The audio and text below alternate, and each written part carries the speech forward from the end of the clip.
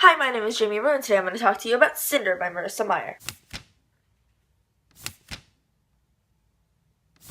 So, Cinder is the first book in the Lunar Chronicles series, and I was supposed to talk about it, in July, but I didn't do that because I had other things to do, and I'm really sorry, and I promised that I'd do this, a really long time ago, but I'm doing it now! So, like I said, Cinder is the first book in the Lunar Chronicles series. The second book is called Scarlet, and the third book is called Crest. They're all based off of fairy tales. This first book is based off of Cinderella, Cinder, shoe, Cinderella. You probably got that already. I should stop rambling. The second book, Scarlet, is based off of Red Riding Hood, and the third book, Crest, is based off Rapunzel. The fourth and last book in the series is coming out late 2015 as far as I know, and it is called Winter. Winter is based off of Snow White. Winter. Snow. Yeah. The prequel to this series called Fairest is coming out on January 27th. Yeah, it's really soon, I know. Cinder in this book is a cyborg. It's a sci-fi. But anyway, Cinder is a cyborg, and she has a horrible stepmother who is a full human and is very biased against cyborgs, and she has a horrible stepsister who is very much like her mother, and she also has a pretty okay stepsister who is not against cyborgs. She has a helper android named Aiko. I'm gonna go with Aiko. And Cinder is a mechanic. And one day, Cinder is just going about her normal mechanic-y business when the Prince of New Beijing walks through her door asking for help with his android, and she's like, oh gosh, actually you're really hot, unlike what I've been thinking before. And also the prince is like, oh, that chick is pretty cool. Lots of feelings, and there's stuff looming overhead, and also there's this big conflict with people that live on the moon and people that live on Earth, and it's great, and you should read it. And I'm not gonna say much more about it because I don't want to give too much more away, but let me talk about the cover real quick. I talk about covers in every single book, but this cover is just beautiful and I love it. Just look at the shoe and this text and the see-through leg, and it's relevant, but it's also beautiful, and it's not just randomly poorly photoshopped faces, and it's great. You can do things like this, and it's beautiful, and why would you not? Like the rest of the books in the series have covers like this. They're so pretty. Look at this. Why don't they do this? I don't understand. This cover is amazing. Anyway, read it if you have not already read it. If you haven't already read it, you should also leave right about now. I'm gonna get into the actual, what I liked about it. Alright, so bye. Hi, people who want spoilers. Oh my god, Cinder is Celine, and I knew it, and I totally guessed it, and I'm very proud to say I guessed that, but I don't know if it was obvious or not. Please comment down below. Tell me if Cinder being Celine was a big surprise to you, or if it was just oh yeah. I'm just gonna get into the romance bit of this before I go into the rest of the boring stuff. Cinder and Kai are adorable. It's really funny because I know someone named Kai, and I met her over winter break, and I was like, you're a book character. Your name was used as the name of a book character, and I have absolutely no idea what character it was, and I thought it was a character from the Daughter of Smoke and Bone series by Laini Taylor, and it wasn't. It was Prince Kai from Cinder, and I can't believe I didn't put that together in my head, but I didn't. Anyway, Kai, shout out. Cool, you're not watching. She has absolutely no idea that I make YouTube videos. Anyway, Cinder and Kai are absolutely adorable, but the whole time I'm just Cinder, you have to tell him that you're a cyborg because if other things happen, then he's gonna be mad at you, and this is all books. Just could the couples please communicate? Not even just the couples, just all characters communicate. Everything would be so much better. Or just every single book is trying to teach you hey, if you talk to each other, everything will be so much better. Just have a conversation every once in a while, an honest to God conversation, and everything will be so much better. I don't understand what's so hard about having conversations. Maybe it's just me, maybe I'm just really talkative, that's why I make YouTube videos, but God, please stop hiding the fact that you're partially robot, because that'll blow up in your face one day, because that's kind of something that's a big deal in this book, is this divide between humans who have no robot parts and humans that happen to have robot parts, and this is it's a ridiculous divide. I think that in the real world,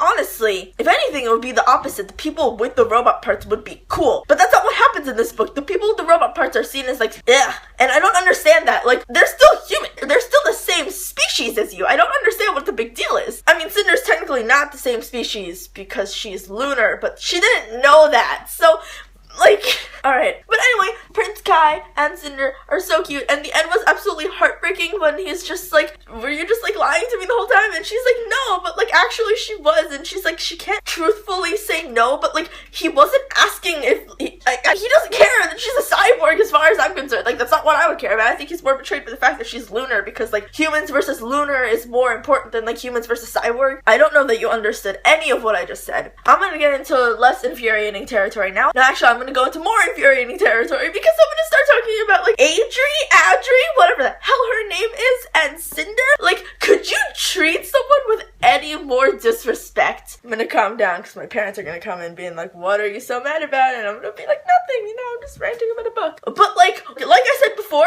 cyborgs are still human. I don't understand the big deal. Like, what is going on here where you're like discriminating against this person that you've been taking care of for like ever? You've been taking care of this girl for 4 years. Like, I understand. Whatever. You're poor. She's making you money. She hasn't complained much. Like, what is your problem? And then there's that move with just like volunteering your like daughterish person. Like, you've known her for 4 years, but you haven't grown attached to her at all. Like, she doesn't seem like a bad person. Like, what is wrong with you? But like, then there's the like just the moral principle, the moral thing of like volunteering someone to like a program that they did not volunteer for. Get out. I understand you're supposed to be extremely dislikable, but like, God, if there are actually people like this. And then there's like the absolutely horrifying bit where she has like dismantled Aiko. And if you read the short story in the back of this book, which you might not have read it, so sorry for any spoilers right now, but it shows that Cinder put together Aiko, and like that just makes it more crushing. You're tearing down something that she's built, and it's horrible. Like, stop. And plus, Aiko was pretty useful, so like, what are you doing? If I rant anymore about Adri, I think I might faint from lack of oxygen flow to my face, so I'm gonna move on. Peony was like great in the beginning, and just like her dying I was like, no, you can't kill her. Like, of all the people to kill, please kill Pearl. I do not want Pearl to live, like, not particularly. Peony, I want to live. Pearl,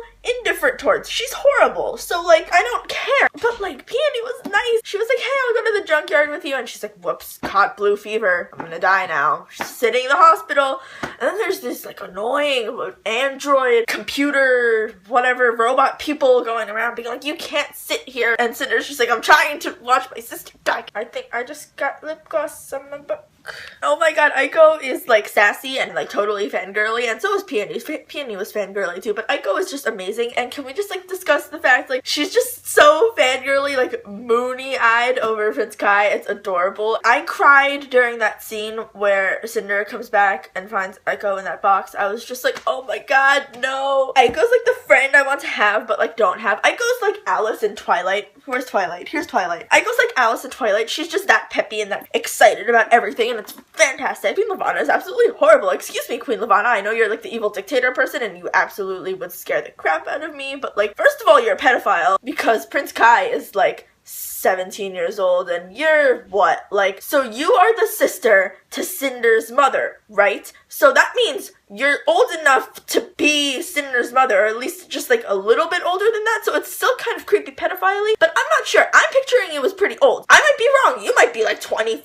I still think that you should leave him alone because he does not like you. Second of all, you're like homicidal. Like, and also you don't show what you look like in real life to anybody, like at all. So what kind of relationship is that going to build with Prince Kai? Are you just going to keep him under your like lunar trance the whole time? Like, I'm pretty sure that would be easy for you, but like, do you not feel any guilt at all as like a person? Is guilt a completely irrelevant concept to you? Please be a better person. And finally, let's talk about Dr. Erland, only appropriate since that's the last other character that was in that book. Okay, first he seemed horrible, then he seemed not so horrible, then he seemed more not so horrible, and then you just like completely on his side. But like, I just have a few bones to pick with you. You should have told her that she was Celine when you found out that Lavanna was coming down from the moon. Like, if you know that she is Celine, or like suspect even, and you think that Lavanna is going to be able to recognize her, why are you not telling her this? You warned her, stay away from Lavanna, but like, it's kind of a warning you can blow off. But if you're like, hey, you're the daughter of Lavanna's sister who she tried to kill, that might be a bit more incentive for me to like steer clear of Lavanna, you know? Please stop hiding things from people. I don't understand your logic here in keeping information from people. It does not help things. Like Harry Potter, that, I forget which book it is, Order of the Phoenix, I think, where Dumbledore just completely ignores Harry the whole book. That's not helping anything. Please.